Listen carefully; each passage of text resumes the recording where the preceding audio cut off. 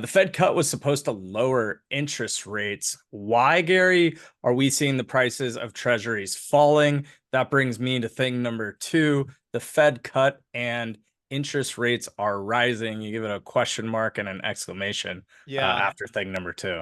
Yeah. So let's talk about two key things here for people who aren't so familiar with bond math.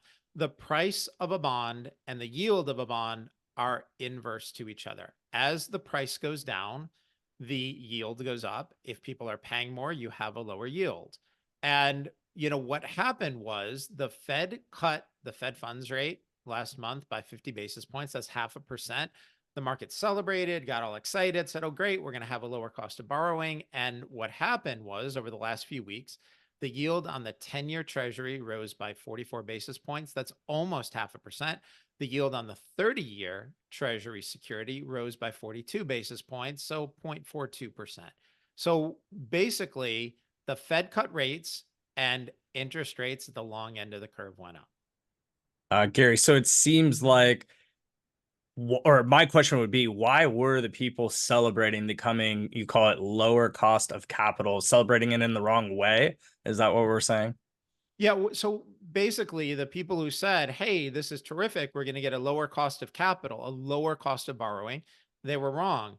Interest rates on everything that was longer dated than 1 year got more expensive, went up, right? So what happened, right? Why we should have lower rates throughout the yield curve. Instead, everything out past 1 year, um, got the yields went up on that. So that's the opposite direction. So there are two key things here. One, people have a misperception that the Federal Reserve sets interest rates for the whole economy. They do not. The Federal Reserve sets the overnight rate. That's it. The bond market sets the rates for the rest of the curve.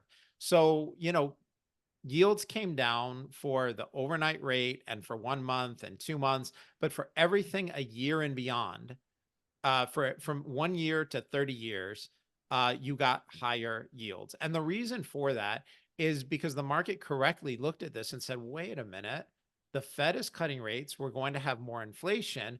More inflation means that the value of the payments you're going to get for these longer dated securities are worth less. And so the price of those longer dated securities came down, raising the yield. It was the opposite of what so many people expected. But the truth is, the bond market was correct. Lower rates by the Fed, too much spending by Congress means we're going to have more future inflation. You should prepare your portfolio for that. If you're not prepared for more inflation, reach out to Deep Knowledge Investing. We're great at helping people deal with that.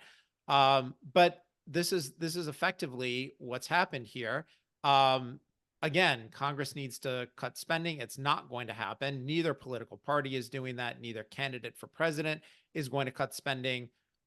So be positioned for higher inflation, and we're here to help. That's basically what happened. But the bond market was right. The pundits were wrong. Good point, Gary. Just in terms of, if you don't know how, just ask us. We're here to help.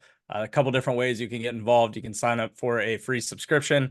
That'll add you to our free mailing list. Or you could sign up for a premium subscription. That'll give you access to all of the current recommendations, new market research, stock picks, and obviously when we are closing out positions within our portfolio. It's $100 a month for the premium subscription. Gary and I are extremely no guarantees, but we think that it's a good investment that you can make as a part of your overall investment portfolio. Gary, anything to add to that? No, that was great, Rob. All right. Thank you. Thank you. Mark.